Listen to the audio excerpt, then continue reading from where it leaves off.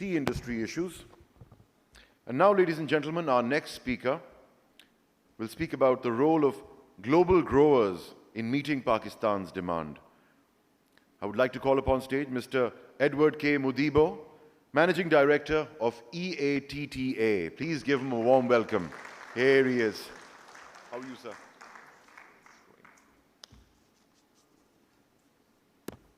Yeah, thank you very much. Good morning, ladies and gentlemen. Good morning, delegates. I would like to take this opportunity, first and foremost, to recognize and appreciate the chairman of the Pakistani Tea Association, and also the chairman of the organizing committee of this particular convention, Mr. Hanif Janu, and all the delegates attending this important convention. From the onset, I would say that ETTA and PTA have had very long-standing relations, which we cannot take for granted. We really want to appreciate you so much for that. We've had delegations from Pakistan coming to Kenya, and also we've had, that's the delegations from Pakistan coming to Kenya and vice versa. We've had a lot of exporters, buyers coming to Pakistan. Before I progress, I know we've recognized the board of directors of ETTA through Director Gregory Mugabe, but without appearing to be repetitive, I would like to recognize all those from under the ambit of the East African Tea Trade Association members alike. If you are coming from this particular region, may we just stand up for recognition. All those under the ambit. Can we give them a round of applause? Thank you so much. Thank you very much, members. I want to appreciate you so much. That in itself exemplifies the importance of Pakistan to the African tea fraternity. Now, a little bit on myself. I'm Edward Mudibo, as intimated, currently the MD of ETTA. And I just want to bring it out from the onset that my working in tea sector may not necessarily be by accident, but it's purely because also way back, and that's about 40 years ago, my late father apparently worked for KTDA. Many may not know, but he worked for KTDA in Kapset Tea Factory, and thereafter, he was the one who started up. He was the head office assigned him for the startup of the tea factory in Kakamega, the first for that matter, Kakamega County. So in a way, I'm paying back. I'm paying back because initially I was to be in the cooperative domain, cooperative sector, but that has come to be. Now, again, I just want to bring out just in a snapshot about myself, using 9 as a figure. I'll just take a minute. At 9 years, I was in standard 3 in Mombasa, in a school in Mombasa. Maybe that's why I'm going back to Mombasa. I'm working now in Mombasa for 10 years. At 19 years, I was finishing my high school in Nairobi School, right in the capital. At 29 years, I was an advisor to the government, national expert in training and follow-up, an ILO UNDP Government of Kenya project. At 39 years, I was appointed the managing director of the Kenya Union of Savings and Credit Cooperatives in Kenya. And at 49 years, I was appointed as the MD of ETTA. I'm now in Pakistan when I'll turn 59 years, soon. Not a coincidence, in 1985, when I was a student across your neighbor, in 1985, I crossed the border during the holidays and happened to visit Lahore. So the Pakistani culture, the endowment, I'm again back to Pakistan. Thank you very much, ladies and gentlemen. Now with that, I'll get to my presentation. I'll try to be concise because of time, interest of time, but I'll bring out the perspectives as it were. That's the framework of the tea. You can see the placards, quite a good scenery. I'll start off with the role in Kenya of tea, importance of tea in Kenya, and then I'll get to the regional perspective. Tea is economically important for Kenya, as intimated yesterday by Mr. Peter Kimanga, who was my first chairman when I joined the ETTA. It was just introduced in 1903, but became commercialized in 1924. And also, as indicated by Mr. Mugabe, we are third in terms of production, but the largest in terms of export. And tea is the only cash crop grown widely in widely dispersed areas of Kenya. In fact, to that end, it is grown in 21 counties out of the 47 counties in Kenya, and therefore is a catalyst to the rural development. We have 650,000 farmers, as intimated by the chairman of KTDA, Mr. David Ichoho. And tea provides livelihood to about 1.8 million and supports a population of about 6 million Kenyans. Tea earns the income to the economy, contributing 25% of the total earnings, export earnings. 25% is tea, and 4% of the GDP.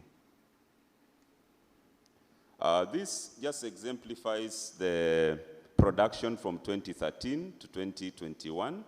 You can see way back in 2013, the million kilos was 432, and it has been fluctuating, 445, 399, up to 537 million. But not necessarily when the production, you'll note remarkably that when the production is high, the total earnings, export earnings, do not translate to the high returns. So you find, like in the case of 2020, 569 million, what was earned was 120 million. You also look at 2016, 473 million, we earned 120 billion. Yet the difference is of about almost 100 billion. So 100 million kilos. So that in itself brings out the import, maybe as we progress. If the farmers can only get better earnings, if we also are able to up our game in terms of what we pay for the various teas provided. The comparison in Africa versus Kenya, here we look at Kenya within the context of Africa. This grew from 2012.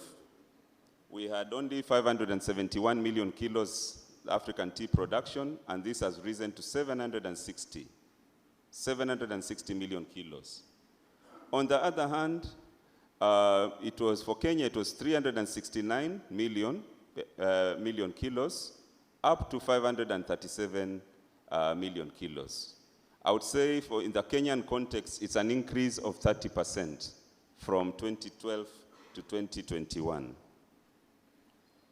For the other countries, producing tea producing countries, for Rwanda was the only country that was able to register an increase in 2021. All the others had a decline. Rwanda witnessed a growth from 33 to 33.4 million, marginal increase. Kenya's decline from 569 to 537 million. Uganda declined from 75.7 to 65 million. Burundi, 11.2 to 11 million. Now, in terms of status, tea has been practiced in Kenya for the past 100 years. ETTA has 267 members, drawn from 10 countries, and runs the Mombasa Tea Auction.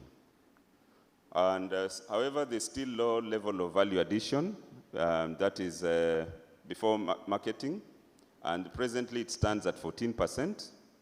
In terms of market channels, there remain 4 key ones: 75% through the Mombasa Tea Auction, 7% to Kenyan tea packers, 15% direct sales, and 3% factory gate sales. We'll be seeing that diagrammatically in a short while.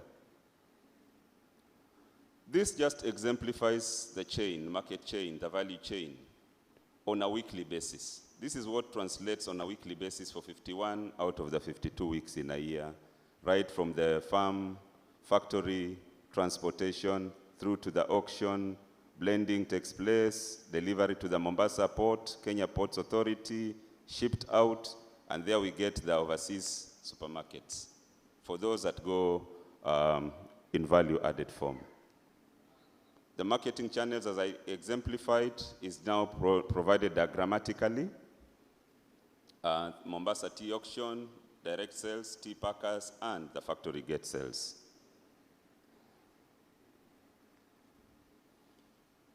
The Pakistan tea imports for consumption. Now, these are purely for consumption. You can see the growth from 131 million kilos in 2012 to 247.4 million kilos in 2021. From the ITC, based on the ITC data, this is what we have. Commendable growth, phenomenal growth. We really want to appreciate your patronage, your consumption levels and patterns as provided. This speaks volumes. When we go further, this is what we get in terms of now the Kenyan market share. If you compare the previous slide, for 2021, we are looking at 212 million.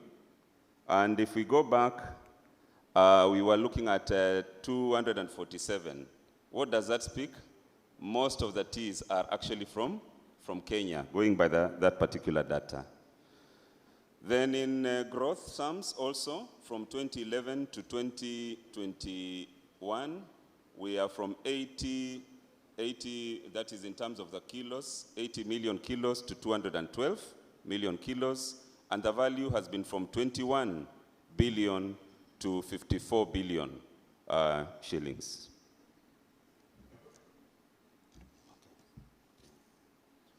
Then two aspects here. I want you to relate to the two slides, this slide and the next slide. In 2011, Pakistan's market share was 19%, Egypt 19%. In fact, I think in 2013, Egypt overtook Pakistan in terms of the market share for 1 year. But just check the trends, 19%, 19%, UK 16%, Afghanistan 11%, Sudan 6%, and others 29%. What happens 10 years after? Pakistan 38%. 38%. 10 years after. And symbolically, I joined ETTA in 2012. So I'm looking at 10 years from 2012, 2011, 2012 is when I joined. There has been a commendable, remarkable change. 38%, followed by Egypt. Egypt, in fact, drops by 1%, 18%. UK declines to 9%. UAE remains at 5%. And Russia, which was not even there, 5%. Russia was never a dominant market, but has come in a big way. Then the other 5 countries, number 6, 7, 8, 9, and 10, hold 13% of the market share. The rest of the world takes 12% of our teas. Per capita tea consumption. Turkey, 3 kilos. Ireland, 2.9. Iran, 1.99. UK, 1.5.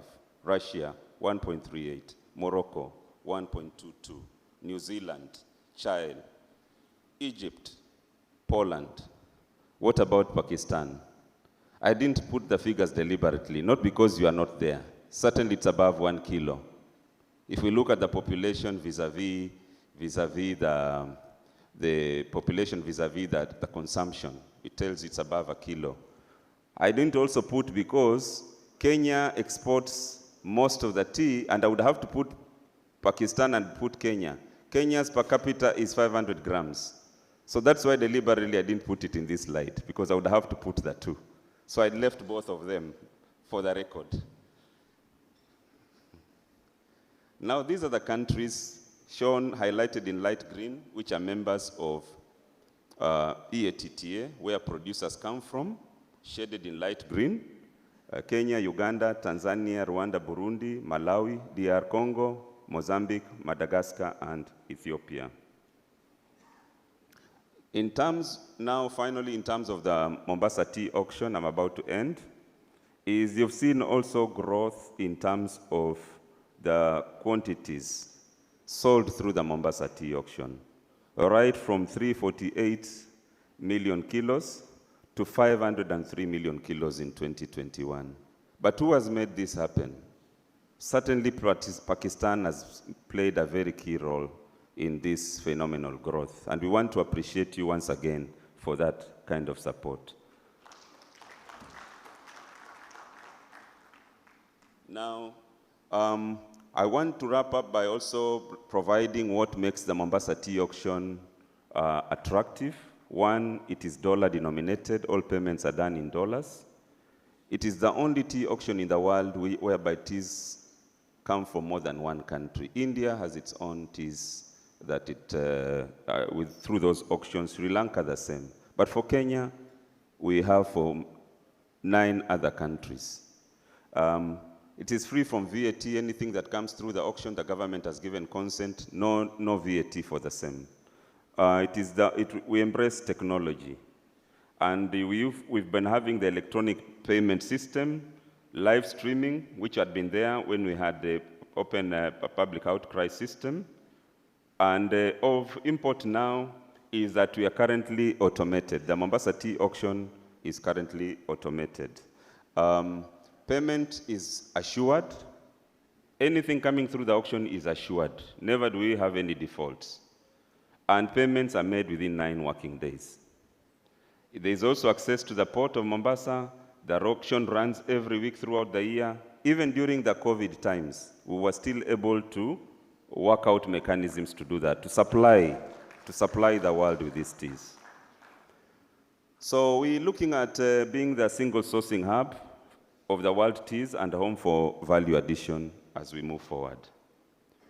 Strengths about the auction system: everything is public, everybody pays the same price for the same tea, smaller producers can participate, smaller buyers can participate, it is highly efficient. You can't move the kind of volumes you are moving through any other mechanism, but the auction system has worked, and we've proven it over the test of time. Finally, as I wrap up, this is the final slide. I'll say it final.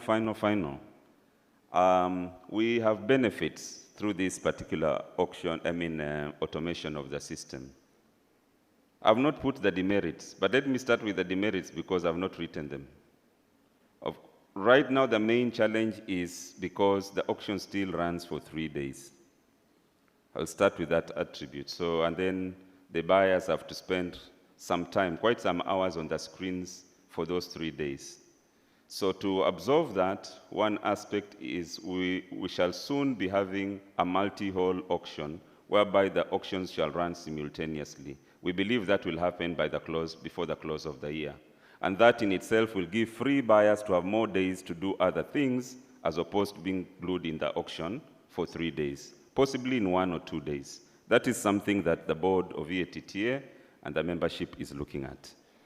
Now, our anticipated benefits of the tea auction is that it will reduce the period in the tea trading cycle, but that will require some rule changes. It will ensure availability and access of tea data timely. We'll have a lot of data spot on. Whatever you require can be provided spot on. It will significantly reduce the physical presence in the auction. Right now, we only get about 2 or 3 buyers who appear in the auction. That auction hall used to be very full, but only 2 or 3 buyers come for purposes of comfort, maybe of backup in the event of buying teas during the auction days. So all are doing it at the comfort of their residence. It will simplify the tea trading processes, among them the learning curve of new entrants. It will also contribute to significant reduction in direct costs associated with the auction process. Essentially, these are the administrative costs. It will also reduce the costs and shortening of the trading cycle, and this may contribute to the increase in income not through because of prices coming back or because of using that auction system. If you reduce the period, then all you are simply saying you are going to have more funds available to the producers in a shorter time, maybe through interest and other perspectives. It will also create opportunity for multiple trading windows, and this is what I've just provided for, I've just explained. And possibly tea packers will also have access to this platform. It will enhance opportunities for marketing and selling of value-added teas. Right now, the initiatives about the specialty teas, can it be done through the auction? That's for the future. It will increase the volumes of tea sold at the auction in a given period of time, enhance transparency in the tea trading aspect, and increase participation in the tea trading process. That is it in terms of my presentation. I would like to thank you very much, and always remember to take a cup of tea. Thank you so much. I'd like you to stay for a moment, because we have a plaque for you. Okay, thank you. Ladies and gentlemen, I've asked Sir to stay, because we have a plaque for him, and that will be given to him by Mr.